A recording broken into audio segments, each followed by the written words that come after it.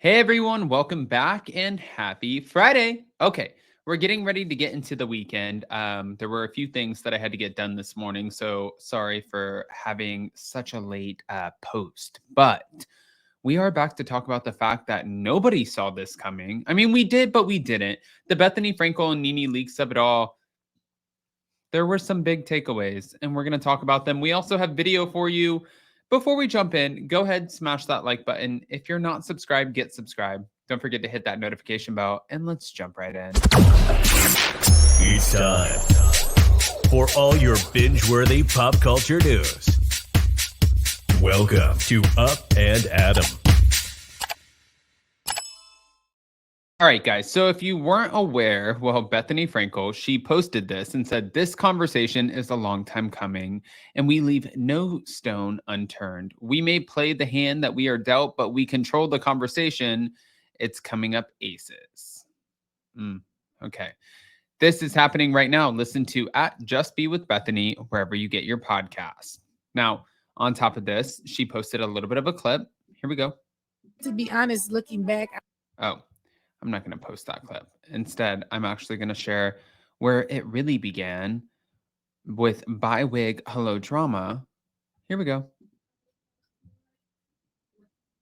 So the guy who had the camera is a big ass guy, right? And I grabbed his t-shirt, but the way they put it out to the world was made it look as if I did something to him. Like if I beat him or hit him. I never hit anybody ever since I've been on the show as a housewife from day one to this day. I never hit anyone. It was all of these reports about she hit the camera guy. And then there were reports about she fought Kim. Okay. Where? Roll the footage, please. They don't have it. It was in that van that they were saying it, right? It was like you guys were going, you were in some van going somewhere. I remember, but I can't. Yeah, the only physical thing I can ever remember was the weave pull on the street. And that wasn't me. No, I know. I always got in trouble Kim, for right? that. It was Sheree and Kim, but people always said it was me. Really? People would always say, "You pulled Kim's wig. You did." I said, "I never had a physical altercation on the show." Now, the other thing is, I felt like it was so blown out of proportion with the camera guy when there were so many. This is where I think that we get different treatment and we there's just a difference in how we're treated because there's so many girls that are doing things. You had Teresa flipping a table. You had Teresa pushing Andy down. You had girls busting glasses. You got people doing all kinds of stuff. But me grabbing the camera guy's shirt. Interesting. I didn't think of it that way. They act as if it was so freaking major. Do you know this guy never said one thing to camera guy? To this day. To this day. Like he wasn't that big of a deal to him. No. And he would have sued, by the way. Yes, he didn't even care. He was over there laughing. He didn't care about it. Everybody was talking about it like I had really done something.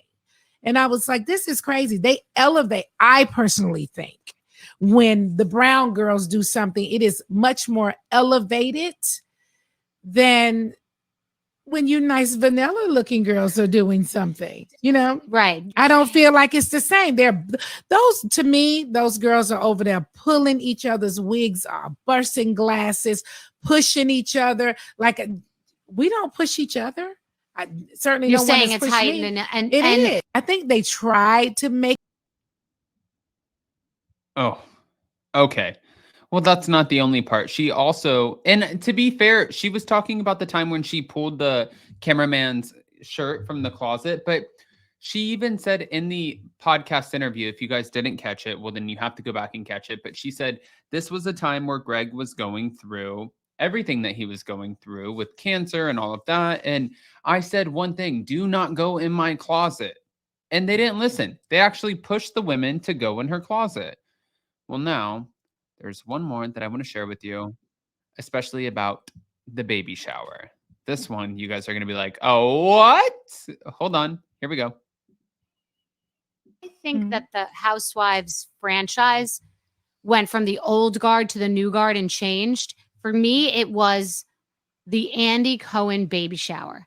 and it's going to sound crazy, but I was Mhm. invited by Kyle. I know Kyle hosted it. Maybe was it you and 2 other girls did it with her? Yeah, me and Kyle and One other girl. I it may forgot. have been Vicky. I'm not sure. Something like, okay. So we all paid like $5,000 or something So to make yes. sure that he has a good baby shower. Exactly. So Kyle invites me, and which is very nice. And I'm in LA and I'm doing an appearance, but I could have made it.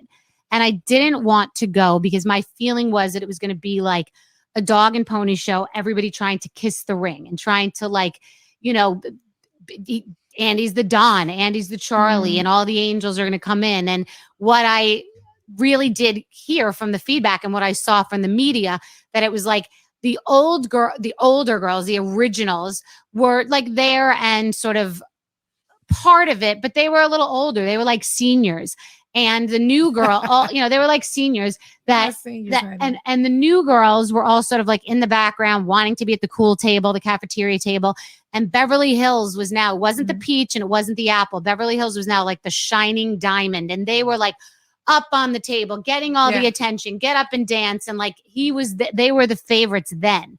And it just felt like everybody was trying to get the most press, the most attention, the most be Andy's favorite.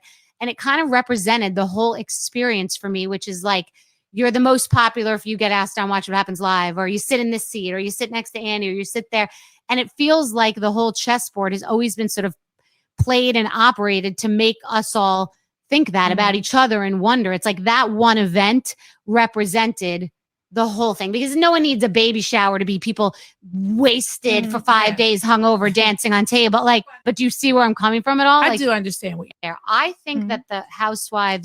That's also a great point. Now, when she's talking about the baby shower, I think the thing that is so crazy about the baby shower is the fact that, well, there was a lot of drama, especially with the Real Housewives of Potomac, that came out from this baby shower. But wait, there's also more. Wait, you guys are going to die. I mean, this just does not stop. Hold on. Here we go. Nene Leakes told Bethenny that production wanted her to come for Kandi and says that Bravo pushed her out during BLM. During the Black Lives Matter movement, I got on the phone with the executives and they wanted me to come for Kandi, is what they said. They wanted me to, we want you to get Kandi. And what does that mean?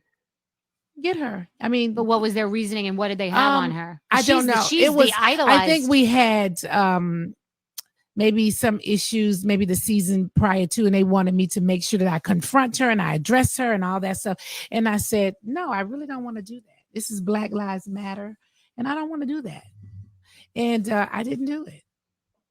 I felt like it was Black Lives Matter. I should have been there. They were trying to push me out at a time that was very important in the Black culture.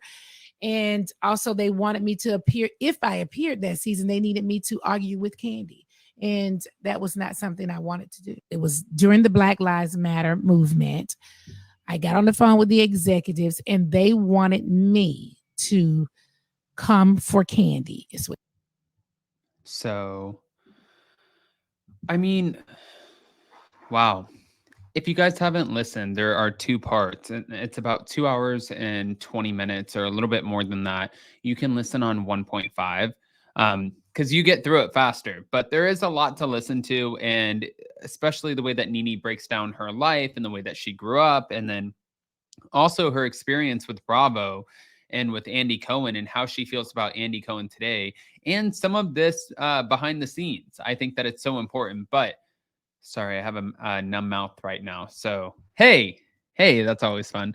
Guys, go ahead and comment below. Let us know what you think. And before you go, smash that like button, show some love, and we'll see you next time.